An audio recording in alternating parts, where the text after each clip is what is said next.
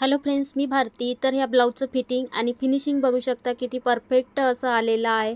तर आजच्या व्हिडिओमध्ये आपण 38 साइज कटोरी ब्लाउज कटिंग करणार आहोत। तर बघा, ह्या ब्लाउजचं कटोरी बघू शकता, कटोरीची फिनिशिंग बघू शकता किती अगदी व्यवस्थित परफेक्ट आलेली आहे।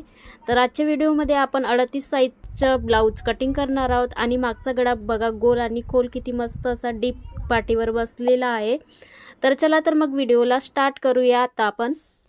तर बघा, एकाच कस्टमरचे 3 ब्लाउज आहेत माझ्याकडे। एकाच कस्टमरचे 3 ब्लाउज, अस्तरचं एक ब्लाउज आहे आणि साधे 2 ब्लाउज पीस आहेत।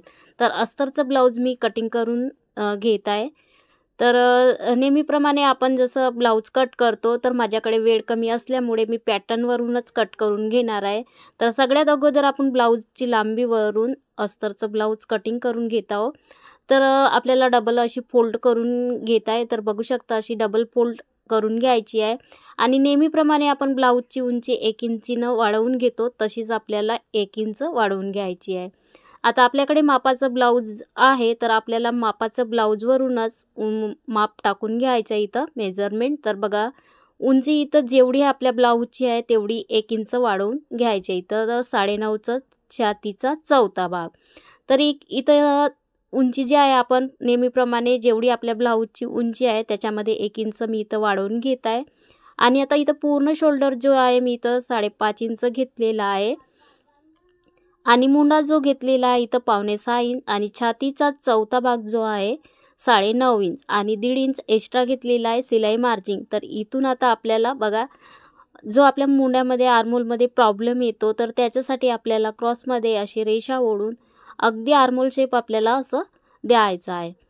तर आता आपण मागचा गळा इथून असं मोजून घ्यायचं, नाहीतर मग शोल्डरवरून आपल्याला जसं दोनही आपण मोजू शकतो तसं आपल्याला मोजता येईल। तर मागचा गळा आपल्याकडे मापाचं ब्लाउज आहे, तर मी मागच्या गळ्यावरून गळा काढून घेत आहे। तर इथं आपल्याला जेवढा हवा आहे गळा मागचा, गोल डीप हवा असेल तर डीप आणि गोल जेवढा आणि नॉर्मल हवा असेल तर नॉर्मल ब्लाउजचं आपण कटिंग करू शकतो। तर मी गळ्याचं शोल्डरवरून जो घेतलेला आहे तर 2चाच गळा घेतलेला आहे आणि डीप असा थोडा आकार वाढवून घेतलेला आहे। आता त्याच्यानंतर आपल्याला कंबर मोजून घ्यायची आहे। पूर्ण आपली जी कंबर आहे ब्लाउजची किती आहे, तर इथं 36ची कंबर आहे। तर बघा, 9 चौक 36, तर इथं मी 9 इंच घेतलेला आहे आणि 9 इंच 1 इंच टक्ससाठी आणि 1.5 इंच सिलाई मार्जिन आणि इथून आपल्याला रेषा अशी ओढून घ्यायची। आता बघा, माझ्याकडे पॅटर्नवरून एकाच पॅटर्नवरून मी कट करून घेते सगळे ब्लाउज तसेच। तर कटोरीचा साईड पार्ट मोजून घेतलेला आहे। बघा, इथं पूर्ण कटोरीचं साईड पार्ट ठेवून घेतलं आहे आणि खालच्या साईडनं बरोबर 2 इंच, इथून मी 2 इंच बरोबर इथं कमी आणि मार्जिन करून घेत आहे। आता 2 इंच कमी करून घेतला आणि पॅटर्न जसंचं तसं आहे ठेवून घेत आहे। तर बघा, जिथून कमी केलं आहे तेवढ्या भागावरून मी इथं मार्जिन करून घेत आहे आणि पूर्ण जो पॅटर्नचा मार्जिन आहे तो चॉकनी मार्जिन करून घेत आहे। तर बघा, पूर्ण पॅटर्न जो आहे आपण मार्जिन करून घेतलेला आहे अगदी व्यवस्थित आणि कापड जेवढं आपलं ॲडजस्ट होत आहे तसंच आपल्याला कापड जो आहे आपल्या क्रॉसपट्टी आणि पूर्ण जो आहे आपला एकाच ब्लाउजमध्ये बसलं असं आपल्याला कट करून घ्यायचं आहे। तर बघा, मी इथं कटोरीचा साईड पार्ट आणि बॅक पार्ट कट करून घेत आहे।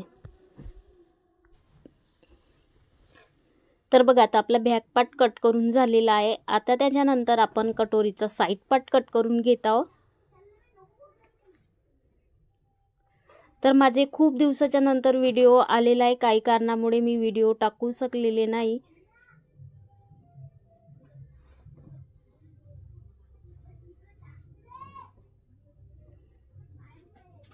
तर बघा, आता आपल्या कटोरीच्या साईड पार्टची कटिंग झालेली आहे।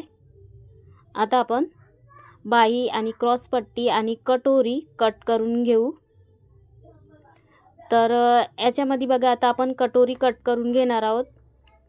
अगदी उरलेल्या कापडमध्ये आपल्याला स्लीव्हची कटिंग करून घ्यायची आहे आणि कटोरी आणि क्रॉस पट्टी। तर क्रॉसमध्ये आलेल्या ठिकाणी बघा, असं क्रॉसमध्ये आलेल्या ठिकाणी आपल्याला कटोरी कट करून घ्यायची आहे। तर एकदा अगदी व्यवस्थित चेक करून घ्यायची आहे की आपली कटोरी क्रॉसमध्ये येत आहे। जर आपली क्रॉसमध्ये कटोरी आली तर अगदी छान आणि परफेक्ट कटोरी आपली बसते। तर मी कटोरीला वाढवून घेत आहे. माझ्याकडे वेळ कमी असल्यामुळे मी डायरेक्ट पॅटर्नवरून कटोरी आणि फ्रंट कटिंग करून घेत आहे. तर 36 साईजच्या ब्लाऊजचं मी इथं कटिंग करून घेत आहे. तर अगदी लक्षात असू द्या, आपण जो बी पॅटर्न कट करत आहोत अगदी कटोरीला मोजून घ्यायचं आपली कटोरीचं साईज किती आहे आणि त्याच्यावरून आपल्याला कटोरी वाढवून घ्यायची आहे. तर बघा मी कटोरी इथं कट करून घेतलेली आहे, अगदी पंच आलेली. आणि आता आपण स्लीव्जची कटिंग करून घेणार आहोत. तर इथं स्लीव्जला कापड कमी आहे, तर मी इथं जोड लावून घेत आहे. तर बघा स्लीव्जचं कापड इथं कमी आहे आणि 8.5 इंचाची बाही मला वाढवून घ्यायची आहे, म्हणजे मोठी करून घ्यायची आहे. तर बघा आता आपण जो मेन कापड आहे तो कट करून घेऊ. त्याच्यानंतर मी इथं जोड लावून घेणार आहे. आता अगदी आपण जसं कट केलेलं आहे, ज्या ज्या ठिकाणी आपलं ॲडजस्ट होत आहे त्या ठिकाणी आपल्याला अस्तर ठेवून मी इथं कट करून घेत आहे.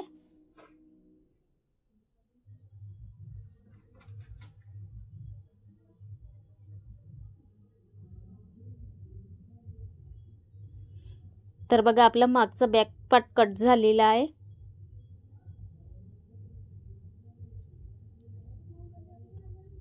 आणि तसंच आता आपण कटोरीचा साईड पार्ट अगदी व्यवस्थित असं आपल्याला कटोरीचा साईड पार्ट ठेवून कटिंग करून घेत आहे.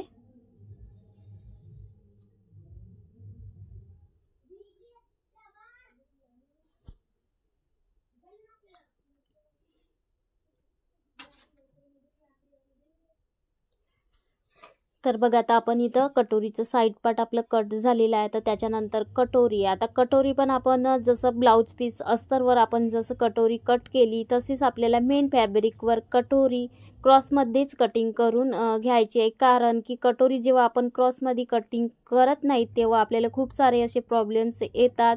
तर जर आपल्याला कटोरी परफेक्ट हवी असेल तर आपण कटोरी कधी पण लक्षात असू द्या, कधी पण आपण कटोरी क्रॉसमध्येच कटिंग करायची. चेस्टचा साईज जास्त असल्यामुळे आपला साईज जो असतो तो क्रॉसमध्ये जर आपण कटोरी कट केली तर अगदी व्यवस्थित आणि पंच येतो त्या कटोरीला, तर अगदी व्यवस्थित अशी बसते. तर कधी पण आपण कटोरी जी आहे क्रॉसमध्येच कटिंग करून घ्यायचं. तर याच्यामध्ये स्लीव्जचं कटिंग करणार आहे मी. तर आता बघा इथं स्लीव्जचं कटिंग करून घेणार आहोत आपण. तर सगळ्यात अगोदर अस्तर कटिंग करून घ्यायचं आहे. तर अस्तरला मी इथं जोड लावून घेत आहे.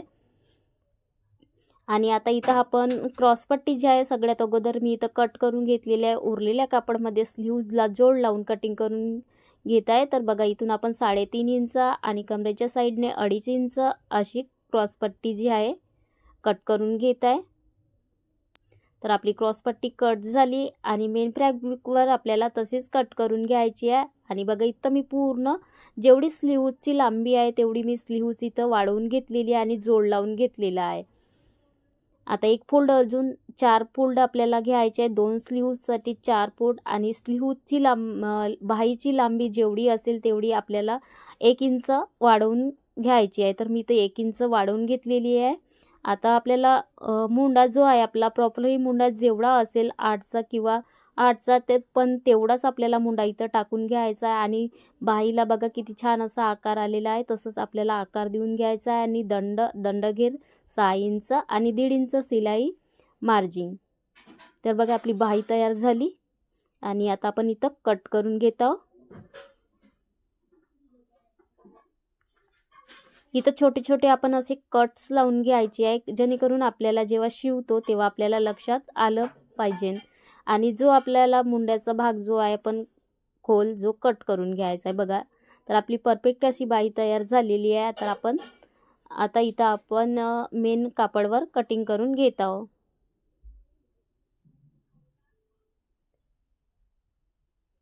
तर अगदी व्यवस्थित आपल्याला पूर्ण सारखं करून घ्यायचं आहे.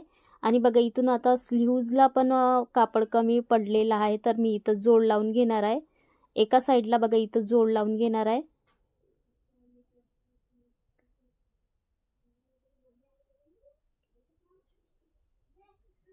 खूप दिवसाच्या नंतर माझा व्हिडिओ आलेला आहे. काही कारणामुळे मी व्हिडिओ टाकू शकलेली नाही, पण आत्ता माझे रेग्युलर माझे व्हिडिओ येतील.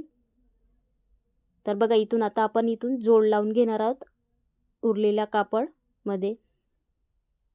बाय, धन्यवाद.